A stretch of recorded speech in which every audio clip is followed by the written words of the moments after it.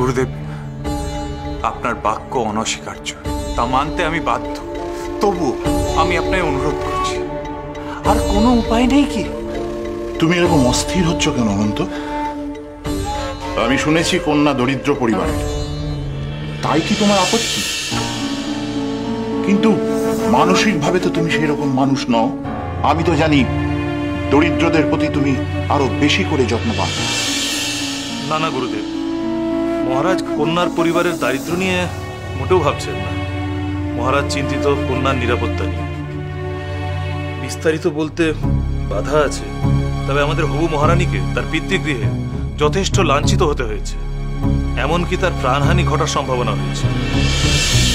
গুরুদেব, আমার মন সত্যি চঞ্চল হয়ে উঠেছে। আমি সুলক্ষণাকে যতক্ষণ না এখানে আনতে পারছি ততক্ষণ মন শান্ত হচ্ছে না। এদিকে আপনি বলছেন বিবাহের তিথি দেরি আছে, আমি তাই সুলক্ষণাকে এখানে এনে রাখতে চাই। গুরুদেব, শান্ত হও, আমি গণনা করে দেখছি। যদি দেখি কন্যার বিপদের কোনো যোগ আছে তাহলে তাকে এখানে নিয়ে আসা যাবে, তবে সেই রকম আশঙ্কা আছে বলে মনে হচ্ছে না।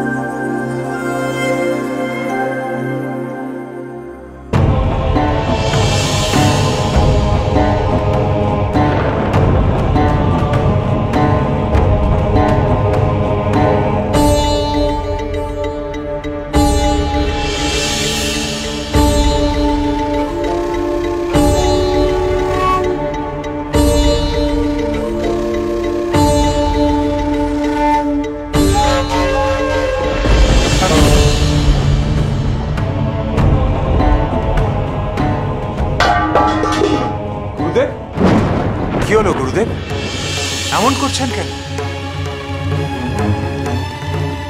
অনন্ত, সর্বনাশ।